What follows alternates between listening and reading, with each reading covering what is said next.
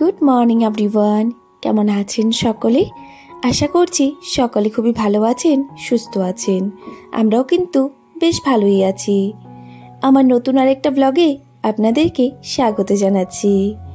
আজকে হলো বুধবার। ঘড়িতে এখন প্রায় বাজে হয়তো সকাল 8:30টার মতো। এখন থেকে সকলকে সঙ্গে নিয়ে আজকে ব্লগটা শুরু করলাম। এদিকে মামার স্কুলের সময় হয়ে গেছে। দেখুন মামাম একদম রেডি, আর রেডি হয়ে বলছে ওর দাদুকে, দাদু আমি পাখিকে কিছু খাবার দেব। তো এই তো দেখুন এইদিকে ওর রাঙ্গামণি মুড়ি এনে দিয়েছে, পাখিকে অল্প মুড়ি দিয়ে দিল খাওয়ার জন্য। তারপর আমরা বেরিয়ে পড়েছিলাম মামামকে নিয়ে স্কুলে। আর জানেন তো দুদিন থেকে শরীরটা তেমন একটা ভালো না। কয়েকদিন থেকেই শরীরে জ্বর, খেতে ইচ্ছে করে না, শরীরটা অনেকটাই খারাপ। যাই হোক, বাড়িতে আসার সময় দেখুন আমাদের বাড়ির পাশে একটা পুকুর রয়েছে, সেখানে কতটা মাছ দেখে না দাঁড়িয়ে আর থাকতে পারলাম না। ওখানে একটু সময়ের জন্য দাঁড়িয়ে মাছগুলো দেখছিলাম। খুব ছোট ছোট মাছ ছিল জানেন। ওখানে আর বেশিক্ষণ দেরি না করে চলে এসেছিলাম বাড়িতে। এদিকে বাড়িতে আসার পর বরকেও ভাতটা দিয়ে দিয়েছিলাম, ও খেয়ে দিয়ে চলে গেছিল দোকানে। আর এই তো এইদিকে এর মধ্যে আমার শরীরটা এতটা খারাপ লাগছিল, জ্বর চলে এসেছিল। তো আমি ওষুধটা খেয়ে বেশ অনেকটা সময় আমি শুয়েছিলাম। তখন তো আর বিছানা ওঠাতেও ইচ্ছে করছিল না। তো ওই তো ওইভাবেই শুয়ে ঘুমিয়েছিলাম। একটু সময় ঘুমিয়ে থাকার পর ও তো জ্বরটা চলে গেছিল, আর শরীরটা এখন প্রচণ্ড ঘামছিল। তো মামার স্কুলে আনারও সময় হয়ে গেছিল, তো উঠে পড়েছিলাম। তো বর বলেছিল যদি শরীরটা খারাপ লাগে তুমি আমাকে ফোন করে দিও, মামামকে আনতে যাব। আমি আবার ফোন করলাম না, জ্বর এখন ছিল না, শরীরটাও তেমন একটা আর কি ভালো লাগছিল না, মানে ঘরে বসে একদমই থাকার ইচ্ছে করছিল না। তো সেই কারণে বরকে আর বলিনি, আমি তারপর গিয়েছিলাম মামামকে আনতে। তো এই তো দেখুন বিছানাটাও এখন ঠিকঠাক করে ভালো করে ঝাড়ু দিয়ে নিলাম, আর তারপর আমিও রেডি হয়ে বেরিয়ে পড়েছিলাম। বাড়ি থেকে বেরিয়েই পিলপিলি খুঁজছিলাম, একটা পিলপিলিও আজকে ছিল না। যেদিন খুঁজবো সেই দিন আর থাকবে না। তো সেই কারণে হেঁটে হেঁটেই চলে আসলাম। বাড়ি থেকে তেমন একটা দূর নয়, তো সেই কারণে হেঁটেই চলে আসলাম। হেঁটে এসেছি বলে শরীরটা খারাপ লাগবে যে, এটা একদমই না, আরও শরীরটা ভালো লেগেছে আমার মনে হলো। যাই হোক, এইদিকে দেখুন মামার গেটটাও খুলে দিয়েছিল স্কুলে। তো এই তো মামা মামাকে দেখে এতটা খুশি হয়ে গেছে। আর এই তো দেখুন এই দুষ্টামিগুলো স্কুলে তো করতেই থাকে। যখন ও ক্লাসরুমে বসে থাকবে তখন এতটা শান্তশিষ্ট থাকবে, ওকে দেখে কেউ বলবেই না মামাম যে এতটা দুষ্টামি করে। জানেন যত দুষ্টামি সব আমার সঙ্গেই করে। আর স্কুলে যখন ঢুকবে ক্লাসরুমে বসে একটাও কথা নেই, চুপচাপ যেখানে মিস বসিয়ে রাখবে সেখানেই বসে থাকবে, কোনো কারোর সাথে কথা নেই, কেমন একটা করে বসে থাকে, মানে একদম যেন কিচ্ছু বুঝে না এভাবে আর কি বসে থাকে।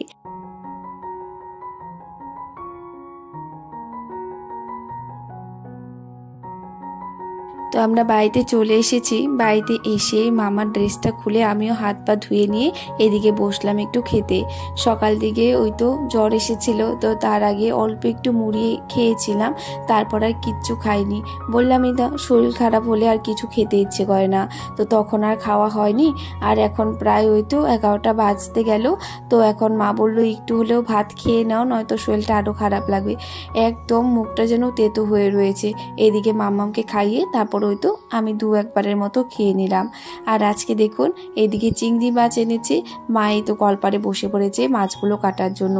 বেশ অনেকগুলোই মাছ এনেছিল। তো আজকে তো মা দাওয়ারদোষী রয়েছে, মা খাবে না, তো বাবাকে আর বরকে বানিয়ে দেব। বেশ অনেক কয়টা এনেছে, অল্প একটু আজকে বানাবে মা, আর কালকে আবার কয়েকটা বানাবে।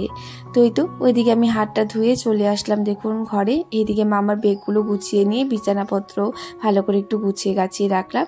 কয়েকটা কাপড়ও বেরিয়েছে যেগুলো ধুয়ে দেব, তো এগুলো পরে ধুয়ে দেব। এখন এই তো মা ওইদিকে রান্নাঘরের দিকে দেখি মা সবকিছু রেডি করে রেখে দিয়েছে, যা যা রান্না করবে আর কি। আজকে তো শরীরটা খারাপ, কাঁচা কলাটাও মা মেখে রেখেছিল, তো ভাবলাম মা যেহেতু মাছ কাটছিল আমি এর মধ্যে কয়েকটা যেহেতু বড়া বানিয়ে ফেলি। তো মা বারবার করে বলছিল, আমি নিজে থেকেই বললাম যে না কয়েকটা বড়া ভেজে দিই। এই তো এইদিকে বসিয়ে দিয়েছিলাম কাঁচা কলার বড়া। বড়া দিয়ে রসা করা হবে, ওই তো কচু ডাঁটা ঝিঙে এইসব দিয়ে আর কি কি বড়া করা হবে। এই তো দেখুন বড়াগুলো হয়ে গেছিলো ভাজা, আমি এই তো নামিয়ে নিয়েছিলাম। আর ওইদিকে আজকে আবার ওই তো মা আবার বাটা করবে। তো এই তো এখানে হলো কচু বাটা আর ওই তো কাঁচকলা, এই দুটো মিক্স করে আর কি বাটা করবে। যখন শুকিয়ে এসেছে তারপর ওই তো কাঁচকলাটা দিয়ে নামিয়ে নিয়েছিলাম, আর দুটো লঙ্কাও ফাটিয়ে দিয়েছিলাম। মা বলেছিল যে লঙ্কা নাকি পেস্ট করে দিয়েছে, তারপর ঝাল লাগছিল না নাকি, তো সেইখানে 2-1টা কাঁচা লঙ্কা ফাটিয়ে দিয়েছিল। তো এই তো দেখুন এইদিকে তারপর শাকটা বসিয়ে দিলাম। তারপর আমি রান্নাঘর থেকে বেরিয়ে পড়েছিলাম, ওইদিকে মায়ে কিন্তু সমস্ত কিছু রান্না করেছে। তো এই তো এইদিকে তারপর মামামকেও স্নান করানো হচ্ছিল, আমি আর দেরি না করে এইদিকে মামামকে স্নানটা করিয়ে দিলাম।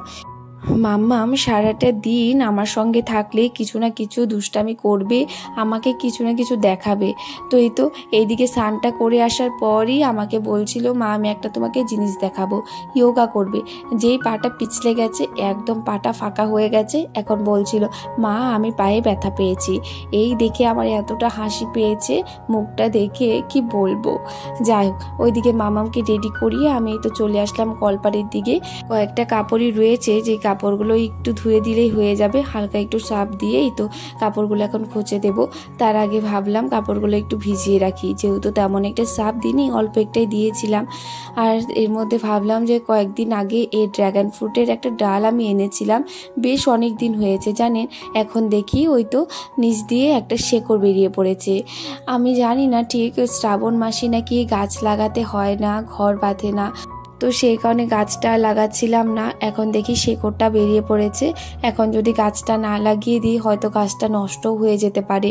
তো সেই কারণে ভাবলাম যে না, আজকে ড্রাগন ফ্রুটের গাছটা লাগিয়ে দিই। এখন এমনি একটু লাগিয়ে দিই, আবার শ্রাবণ মাসটা চলে গেলে উঠিয়ে ভালো করে আবারও লাগিয়ে দেব।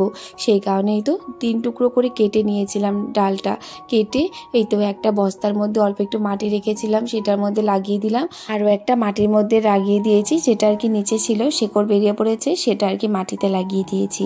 জানেন ড্রাগন ফ্রুটের গাছ আমার অনেক দিনের একটা ইচ্ছে, খুবই ভালো লাগে আমার। ড্রাগন ফ্রুটটা আমার তেমন একটা ভালো লাগে না খেতে, কিন্তু আমার গাছ লাগানোর অনেক অনেক ইচ্ছে ছিল জানেন। আমার খুব ইচ্ছে ছিল একটা ড্রাগন ফ্রুটের গাছ লাগাবো। তো বেশ অনেক দিন আগে আমি একটা নার্সারি থেকে ড্রাগন ফ্রুটের গাছ এনেছিলাম, কিন্তু গাছটা একদমই গ্রো হচ্ছে না, যেভাবে এনে লাগিয়েছিলাম তেমনই রয়েছে, একদমই একটা ছোট্ট। তো সেই গাছ দিয়ে কোনো কিছুই হচ্ছে না। তো মামামকে যখন স্কুলে নিয়ে যায়, ওই দিকেই একটা রাস্তায় মানে বাড়িতেই আর কি ড্রাগন ফ্রুটের গাছ আছে, বেশ অনেক দিন থেকে দেখছি। তো শুধু ভাবতাম যে কোনো দিন যদি একটা ডাল কেটে ফেলে রাখতো, আমি ওই ডালটা উঠিয়ে নিয়ে লাগিয়ে দিতাম। জানেন ওই তো কয়েকদিন আগেই দেখি একটা ডাল কেটে ফেলে রেখেছে রাস্তার সাইডে, আমি দেখে একদমবার নিজেকে কন্ট্রোল করতে পারিনি, ডালটা নিয়ে বাড়িতে এসেছি। ওই তো যে এনেছিলাম, আনার পর আর লাগানোই হয়নি, তো আজকে সেই লাগিয়ে দিলাম। যাই হোক, গাছগুলো লাগিয়ে তারপরে এই তো দেখুন এইদিকে কাপড়গুলোও ধুয়ে নিলাম। কয়েকটা কাপড়ই ছিল, অল্প একটু সার্ফ দিয়েছিলাম বলে তাড়াতাড়ি করেই ধোয়া হয়ে গেছে। দেখবেন যারা কাজ করে তাদের যখন শরীর খারাপ থাকে তখন তো শুয়ে থাকে, আর যখন শরীরটা একটু হলেও ঠিক লাগে তখন কিন্তু আর শুয়ে থাকতে ইচ্ছে করে না। ওই তো আমারও এখন সেম ওই অবস্থা হয়েছে, যখন শরীরটা একটু ভালো লাগে তখন আর শুয়ে থাকতে ইচ্ছে করে না, তখন চারিপাশটা ঘুরে যখন কিছু একটা কাজ খুঁজে পাই সেই কাজটাই করতে লাগি। যেমন গাছটা কয়েকদিন থেকে ভাবছিলাম লাগাবো, আজকে ফাইনালি লাগিয়েই ফেললাম। তো এই তো এদিকে দেখুন কাপড়গুলো ধোয়া হয়ে গেছিল, এখন এই তো এদিকে নিয়ে চলে এসেছি মেলার জন্য। বেশ কয়েকদিন থেকে হালকা হালকা করে বৃষ্টি, ওয়েদারটা তেমন একটা গরম না, রৌদ্র তেমন একটা দিচ্ছে না, তো ওয়েদারটা বেশ সুন্দর। মানে এইভাবেই যদি গরমের দিনটা কেটে যায় তাহলে আর কিচ্ছু চাই না। এখন তো প্রায় আম কাঁঠালের দিন চলে গেল। কাঁঠাল খেতে আমরা ঘরের সবাই বরাবরই ভালোবাসি, তো কাঁঠালের গুটি খেতে আরও বেশি ভালোবাসি জানেন। কাঁঠালের এই গুটিগুলো বেশ অনেক দিন আমরা খাবো, তো জমে রেখে দেব, ভালো করে ধুয়ে ঠুয়ে রেখে দিচ্ছি যাতে বেশ অনেক দিন আমাদের কাছে থাকে, কারণ ভাজা খেতে আমরা ঘরের সবাই খুব ভালোবাসি। যেদিন হয়তো দুপুরে অল্প কিছু রান্না হয়, রাত্রে কিছু না থাকে, সেই দিন কিন্তু আমরা কাঁঠালের গুটিগুলো ভাজা খাই। যাই হোক, আজকের জন্য কিন্তু এতটুকুই। নতুন ভিডিও নিয়ে কিন্তু শিগগিরই আসবো। সবাই খুব ভালো থাকবেন, সুস্থ থাকবেন। রাধে রাধে, বাই।